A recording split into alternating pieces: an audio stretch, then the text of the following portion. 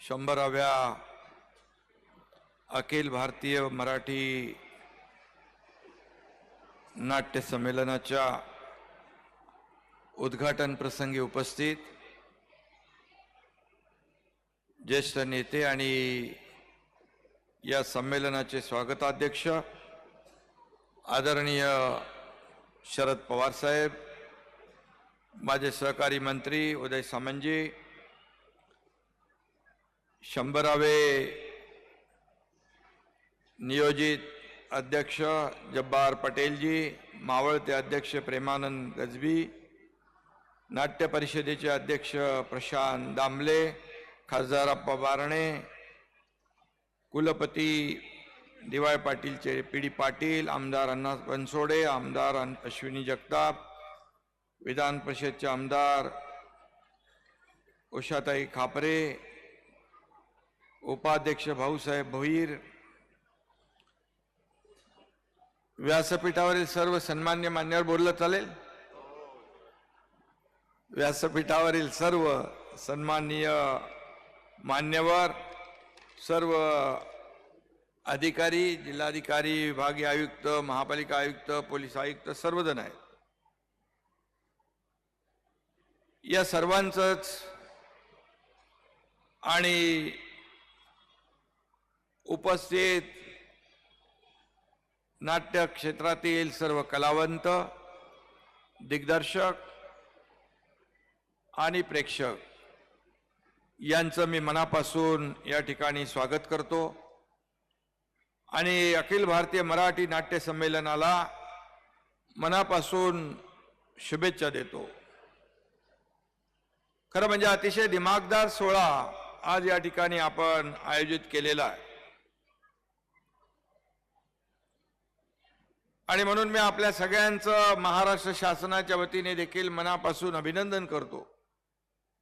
मनापासून सगळ्यांना शुभेच्छा पुन्हा एकदा देतो. सर्व कलांचा अधिपती गणपती आणि कलेची देवता नटराज यांच्या चरणी वंदन करतो. आज साजरा होत असलेल्या शतक महोत्सवी अखिल नाट्य संमेलनानिमित्त उपस्थित, मगाशी मी म्हटलं, रंगकर्मी असतील, नाटकाशी संबंधित तंत्रज्ञ असतील, बॅक स्टेजवरील कलाकार असतील, यांचं पुन्हा एकदा अभिनंदन केलं पाहिजे. कलेच्या क्षेत्रात एखादा उपक्रम दरवर्षी आणि 100 वर्ष करत राहणे आणि त्याबाबतचं आकर्षण कायम राहणं, कायम राखण्याचा प्रयत्न करणं, तसं बघायला गेलं तर सोपं काम नाही. पण हे शक्य झालंय, आज आपण सगळे त्याचे साक्षीदार आहोत. ते केवळ आणि केवळ मराठी माणसाच्या रंगभूमीवरील निखळ प्रेमामुळेच, कारण आपण सर्वजण यावर प्रेम करतो. त्यामुळे आपली दर्दी तसेच चोखंदळ मराठी प्रेक्षकांचंही मी अभिनंदन करतो. कविवर्य सुरेश भटाने म्हटलंय, लाभले आम्हास भाग्य बोलतो मराठी, झालो खरेच धन्य ऐकतो मराठी. माय मराठीची थोरवी सांगणाऱ्या या गीताने आपल्या प्रत्येकाच्या मनातील भावनांना शब्दरूप दिलंय. खरं तर हे 100वे संमेलन 2020 साली व्हायला हवं होतं, परंतु कोविडमुळे सगळं जग 2 वर्ष ठप्प होतं. त्यामुळे 100व्या संमेलनाला 2024 उजाडलंय, ही वस्तुस्थिती आहे. परंतु काय माहिती, नियतीच्या मनात असेल या 100व्या नाट्य संमेलनाला एकनाथ शिंदेची उपस्थिती लाभावी म्हणून, आणि म्हणून मी स्वतःला भाग्यवान समजतो की आज या आपल्या 100व्या अखिल भारतीय मराठी नाट्य संमेलनाला मला उपस्थित राहता आलं. भारताला आपल्या देशाला पुरातन मंदिरं, लेण्या, स्मारक आणि शौर्याचा इतिहास आहे. तसाच नाट्य आणि नृत्य संगीताची उज्ज्वल परंपरा आपल्याला लाभलेली आहे. भारतातील नाट्यकलेला तर 2000 वर्षांची अतिशय मोठी परंपरा आहे. विष्णुदास भावे यांनी 5 नोव्हेंबर 1843 या दिवशी सीता स्वयंवर हे नाटक सांगलीत सादर केलं आणि मराठी रंगभूमीचा त्याच दिवशी जन्म झाला असं मानलं जातं. त्यानंतरच्या 180 वर्षात मराठी रंगभूमीने अनेक बदल पाहिले, अनेक बदल पचवले, अनेक आव्हानांना ती सामोरी गेली. याचे साक्षीदार तुम्ही सर्वजण आहात. आज OTT आणि सोशल मीडियाच्या काळातही मराठी प्रेक्षक नाटक बघायला गर्दी करतात. ही वस्तुस्थिती आहे, हे आपल्याला मान्य करावं लागेल. आणि व्यावसायिक नाटकांची जेवढी चलती आज आहे तेवढाच प्रायोगिक रंगभूमीलाही बहर आलेला आहे. अशोक सराफ यांच्या व्हॅक्यूम क्लीनर या नाटकाचा प्रयोग गेल्या आठवड्यात आमच्या ठाण्यामध्ये गडकरीमध्ये होता. त्याचं तिकीट काढण्यासाठी प्रेक्षकांनी सकाळी 7 वाजल्यापासून रांगा लावल्या. त्याचे फोटो देखील मी पाहिलेले आहेत. आणि म्हणूनच मी सुरुवातीला म्हणालो, दर्दी आणि चोखंदळ प्रेक्षकांना त्रिवार वंदन केलं ते याचमुळे. आज मी मगाशी मला आपले प्रशांत दामले म्हणाले, नंतर भेटू आपण, बऱ्याचशा अडचणी आहेत, नक्की आपल्याला त्या अडचणी सोडवायच्या आहेत. परंतु ते म्हणाले, नेते देखील आमच्यासारखा परफॉर्मन्स करतात पण तुमच्यासारखा आम्ही करू शकत नाही. कारण खरं म्हणजे हा लाईव्ह परफॉर्मन्स आहे, याच्यात रिटेक नाही. आणि त्यामुळे तुमची कला फार अवघड आहे. आणि मी आपणच म्हटलंय, मनावर उपचार करणारे औषध म्हणजे नाटक. त्याची तुलना चित्रपटाशी करणे म्हणजे जिलेबीची तुलना तिच्या चित्राशी करण्यासारखं होईल. जिलेबीचा आनंद मिळविण्यासाठी ती खाल्लीच पाहिजे, चित्र पाहून भागणार नाही. आणि नाटकाच्या तिकीट दराबाबत प्रेक्षकांनी हा दृष्टिकोन ठेवला पाहिजे. तिकीट काढणं म्हणजे कलावंतांचं कौतुक करणं आहे, आपण म्हटलेलं आहे ना. त्याच वेळी कौतुकाला कलावंतांनी पात्र ठरलं पाहिजे. आणि म्हणून खरं म्हणजे किती नेते आम्ही असलो तरी सुद्धा तुम्ही सर्व अभिनेते आहात. त्यामुळे अभिनेत्याला समोरच्या जो प्रेक्षक आहे त्याच्या समोर अतिशय मोठी कामगिरी करावी लागते. आणि त्याच्यामध्ये जसं लाईव्ह परफॉर्मन्स मी सांगितलं, त्याची एक किंमत असते.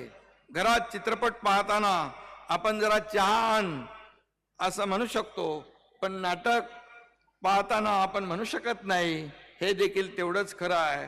त्यामुळे आपल्या नाट्य कलावंतांना जेवढे धन्यवाद देता येतील, आपलं जेवढं अभिनंदन करता येईल तेवढं कमीच आहे असं मानणाऱ्यापैकी मी एक मुख्यमंत्री, मी एक कार्यकर्ता आहे. त्यामुळे आज मराठी रंगभूमीच्या समृद्ध आणि दीर्घ परंपरेविषयी बोलताना या आपल्याला आठवताना ते संगीत नाटकांच्या काळात मराठी माणसांची दैवत बनलेले किर्लोस्कर, देवल, कोलटकर, खाडीलकर आणि गडकरी हे महत्वाचे नाटककार आहेत. बाल गंधर्वाची प्रेक्षकांवरील मोहिनी आहे. मामा वरेरकर आहेत. अरे त्यांना नंतर मला भेटायला घेऊन या. हे बाबा, नंतर त्यांना भेटायला माझ्याकडे घेऊन या. आचार्य अत्रे, मोग रांगणेकर यांना रंगभूमी जगवण्याचे प्रयत्न केलेत. के नारायण काळे, अनंत कानेकर, वर्तक, केशवराव दाते या मंडळींनी रंगभूमीला दिलेली वेगळी वळणं आहेत.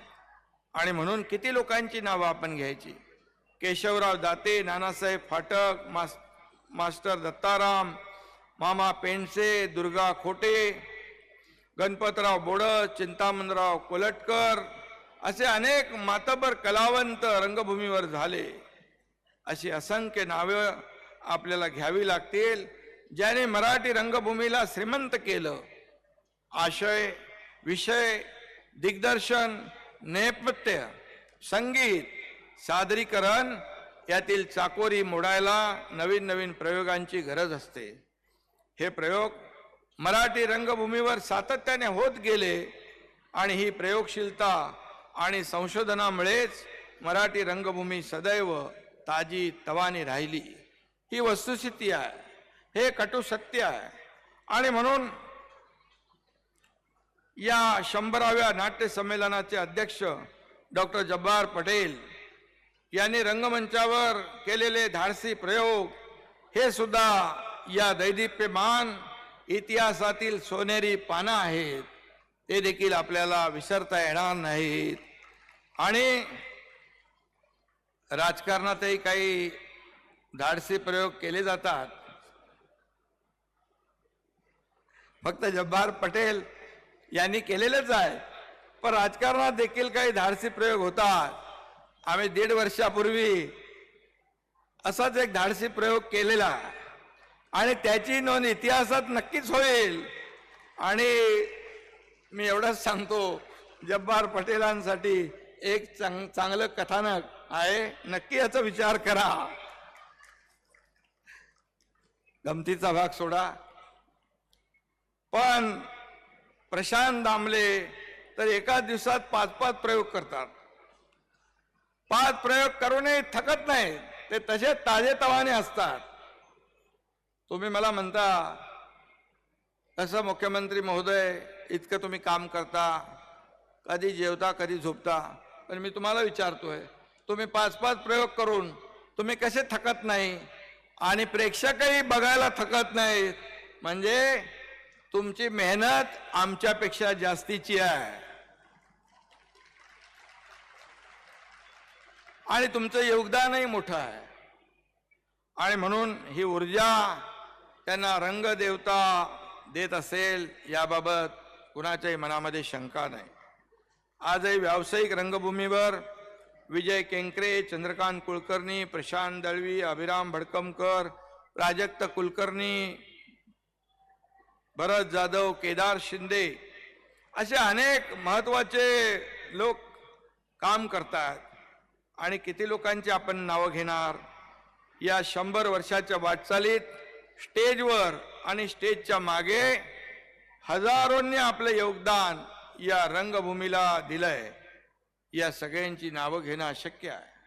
आणि म्हणून प्रत्येकाचं योगदान महत्वाचं आहे. ज्याने त्याने आपापल्या परीने या मराठी रंगभूमीला वेळ दिलाय, आपापल्या परीने योगदान दिलेलं आहे, कष्ट घेतलेले आहेत. आणि म्हणूनच नाटक हे लेखकापासून सुरू होतं आणि प्रेक्षकापाशी संपतं. तोपर्यंत त्याला शेकडो हात लागलेले असतात आणि शेकडो हातांचं यश असतं हे आपण स्वतः निर्विवादपणे कबूल करत असता. ही देखील वास्तवता आहे. आणि म्हणून त्यामध्ये प्रत्येकाची तरा वेगळी असते, प्रत्येकाचं योगदान वेगवेगळ्या प्रकारचं असतं, परंतु सगळ्यांचा प्राण एकच असतो, तो म्हणजे मराठी रंगभूमी. सगळ्यांचा उद्देश एक असतो, मराठी रंगभूमी. आणि म्हणून मराठी रंगभूमी महाराष्ट्रातील अनेक विविध कलांच्या, संस्कृतीच्या, बोलीभाषांच्या समावेशातून समृद्ध झाली आहे. यात मगाशी कोणीतरी सांगितलं, आपल्या मावळत्या अध्यक्षांनीच सांगितलं, गडचिरोली सारख्या भागातील झाडीपट्टीची नाटकं, गावोगावी जत्रांमध्ये सादर होणारी नाटकं या रंगभूमीला समृद्ध करत आहेत. आणि म्हणूनच ती अजरामर आहे. गेल्या 100 वर्षात मराठी रंगभूमीने जसा सुवर्ण काळ अनुभवला, तसा अपयशाचा काळोख देखील पचवला. आणि यामध्ये गमतीने सांगायचं झालं तर शेअर मार्केट सारखे चढ उतार या नाट्यसृष्टीने देखील पाहिलेले आहेत आणि त्याच्यातून तावून सलाकून ही नाट्यसृष्टी 100व्या वर्षात पदार्पण करते आहे, हे देखील महत्वाचं आहे. आणि म्हणून चढ उतार रंगभूमीच्या जिवंतपणाचे आणि गतिमानतेचे लक्षण आहे. असं म्हणतात की थांबला तो संपला, परंतु आपण न थकता सातत्याने आपण चालताय, धावताय. आणि म्हणूनच वाईट काळात देखील आपली रंगभूमी थांबली नाही, हे याचं वैशिष्ट्य आहे. तिच्यावर प्रयोग सुरूच होते आणि सर्वांचं यश. म्हणून आज आपण मराठी रंगभूमीचा आनंद सोहळा मोठ्या उत्साहात, मोठ्या दिमाखात आणि जल्लोषात या ठिकाणी साजरा करतो आहोत.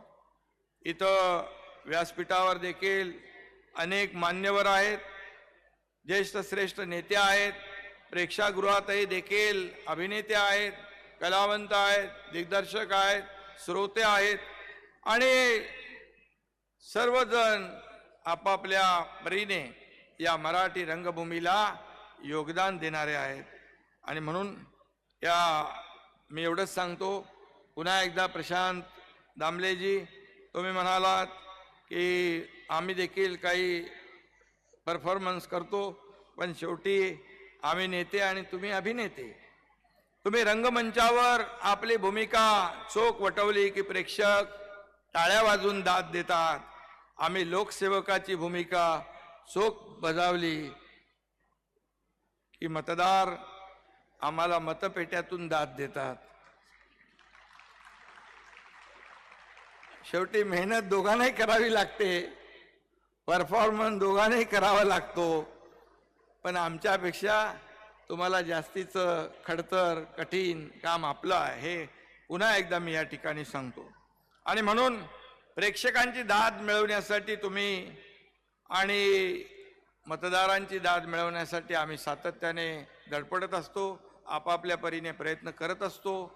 आणि त्यामुळे आजचं हे जे काही आणि अभिनयाने तुम्ही प्रेक्षकांच्या चेहऱ्यावर हसू आणता आणि त्यांचे दुःख विसरायला लावता, हे देखील मोठं काम आपलं आहे.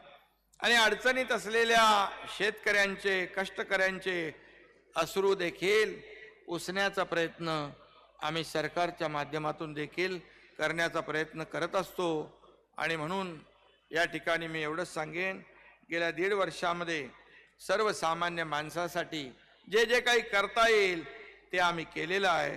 1.5 वर्षापूर्वी सत्ता बदलाचा पहिला अंक पार पाडला, त्यानंतर महाराष्ट्राच्या सर्वांगीण विकासाचा दुसरा अंक सुरू आहे, निवडणुकानंतर विजयाचा 3रा अंक पार पडेल अशा प्रकारचा विश्वास या ठिकाणी व्यक्त करतो.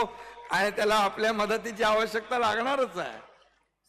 त्यामुळे मी आपल्याला एवढंच सांगेन की जे काय आपल्या या मराठी रंगभूमीचे जे काही प्रश्न आहेत, आपण जे काही मांडले, मला सांगितलं आपण एक बैठक घेऊ आणि या बैठकीमध्ये आपण नक्की जे काही प्रश्न आहेत ते मार्गी लावू. मी बसता मागच्या वेळेस आपण माझ्याकडे आला होतात आणि मी ठाणे आणि नवी मुंबई आणि आणखी काही नाट्यगृह होती, कल्याण वगैरे, त्याचं भाडं कमी करण्याची मागणी केली. माझं काम आपल्याला माहीत आहे, मी करतो बघतो, फाईल बनवतो वगैरे करत नाही. मी फोन घेतला, लावला आणि मला वाटतं ते भाडं कमी करून टाकलं त्यांनी, तात्काळ केलं ना. आणि त्याचबरोबर आताही तुम्ही मगाशी म्हणालात की राज्यात, देशात नाही आशिया खंडामध्ये पिंपरी चिंचवडमध्ये शेखर सिंग सगळ्यात जास्तीचं भाडं आहे आणि काहीतरी विजेचं बिल जास्ती आहे. तुम्ही म्हटल्याबरोबर शेखर सिंग यांना बोलवलं आणि जे पूर्वीचं भाडं होतं तेवढंच ठेवायला सांगितलं. वीज बिलाचं देखील आपण तो निर्णय घ्यायला सांगितला आहे. सोलर लावा, कारण शेवटी ही मराठी नाट्यसृष्टी जी आहे, क्षेत्र आहे, मराठी रंगभूमी आहे, टिकली पाहिजे. कारण याला फार प्राचीन इतिहास आहे, परंपरा आहे. आणि आजच्या सगळ्या काळामध्ये त्यांना जे काही अडचणींना सामोरं जावं लागतंय, तर सरकार म्हणून आपली जबाबदारी आहे यांच्या पाठीशी उभं राहणं. जसं शेतकरी, कष्टकरी, कामगार, महिला भगिनी यांच्या पाठीशी उभे राहतो, तसेच या नाट्यसृष्टीच्या मागे देखील आमचं सरकार उभं राहील, अशा प्रकारची आपल्याला विश्वास या ठिकाणी देतो. मी आपल्याला एवढंच सांगतो, दरवेळेला 50 लाख रुपये नाट्य संमेलनाला देत होते. आपण म्हटलं की आपल्याला विविध ठिकाणी हा कार्यक्रम राबवायचा आहे आणि 100 वर्ष झाली आहे. आम्ही तात्काळ मला वाटतं 9,83,00,000 रुपये या आपल्या 100व्या मराठी नाट्य संमेलनाला सरकारच्या माध्यमातून दिलेत. हा कार्यक्रम तुमचा पुढे राहील, चालूच राहील. एक आणखी आपण मला काम सांगितलं होतं, मुंबई मधलं कुठलं ते नाट्यगृहाला 10 कोटी रुपये द्यायचे. यशवंतराव चव्हाण संकुल, त्यालाही नाट्यगृहाला 10 कोटी रुपये दिले. त्याचं GRही काढलेलं आहे आणि ते देखील आपण या ठिकाणी त्याचंही काम चालू करा. वृद्ध कलावंतांसाठी मगाशी पवार साहेबांनी देखील काही मुद्दे इथे मांडलेत, त्याने सूचना केल्यात. सध्या जे काही मानधन आहे ते कमी आहे, त्या मानधनात देखील सरकारच्या वतीने वाढ केली जाईल आणि त्या आपल्या बैठकीमध्ये आपण निर्णय घेऊ, त्यांच्या पाठीशी उभे राहू. त्यांच्या घरांचा जो काही विषय आहे या बाबतीत देखील सरकार सकारात्मक निर्णय घेईल. नगर विकास विभागाच्या माध्यमातून देखील नाट्यगृहांची जी काही डागडुजी आहे, जे नाट्यगृह आहेत नवीन आपण करतोय, सांस्कृतिक विभागाने निर्णय घेतलेला आहे, 25 कोटी रुपये त्यासाठी आपण तरतूद केली आहे. परंतु नवीन करत असताना जे जुने आहेत ते देखील आपल्याला जसे हवेत तशा प्रकारचे बनवून देण्याचं काम देखील सरकारच्या माध्यमातून केलं जाईल, ही देखील आपल्याला मी खात्री देतो. खरं म्हणजे आपण मला सांगितलंय की आपली एक बैठक करूया आणि या बैठकीमध्ये आपण यामध्ये नक्की जे काही विषय असतील ते नक्की सोडवूया. मराठी भाषेला अभिजात दर्जा देण्याचा विषय झालाय, तो केंद्र शासनाकडे आपण प्रस्ताव पाठवलाय आणि लवकरच आपण त्यामध्ये देखील त्याचा पाठपुरावा सुरू आहे आणि लवकर तेवढी मार्ग आपण काढूया. आपण मुंबईतला एक भूखंडाचा विषय घेतलेला आहे. प्रशांतजी, मुंबईमध्ये नाट्य परिषदेसाठी भूखंडाचा जो आपण विषय काढलाय, ती मागणी केलेली आहे. त्या बाबतीत देखील मी स्वतः अधिकाऱ्यांना सूचना देतो आणि आपल्याला जसं कन्व्हिनियंट असेल अशा प्रकारचा निर्णय आपण तोही घेऊ. असे अनेक प्रश्न जे आहेत, हे प्रश्न आपल्याला मिळून सोडवायचे आहेत. एक टीम म्हणून आपण काम करू. मी देखील आपल्यातलाच एक आहे. धर्मवीर मुक्काम पोस्ट एक झाला. जब्बारभाई मला विचारत होते दुसऱ्याचं काय, बोले शूटिंग चालू आहे. बोले तिसऱ्याचं काय, बोले तिसरा बनवा तुम्ही. आणि नक्की यामध्ये आपल्याला मी मनापासून खूप खूप आज शुभेच्छा या ठिकाणी देतो.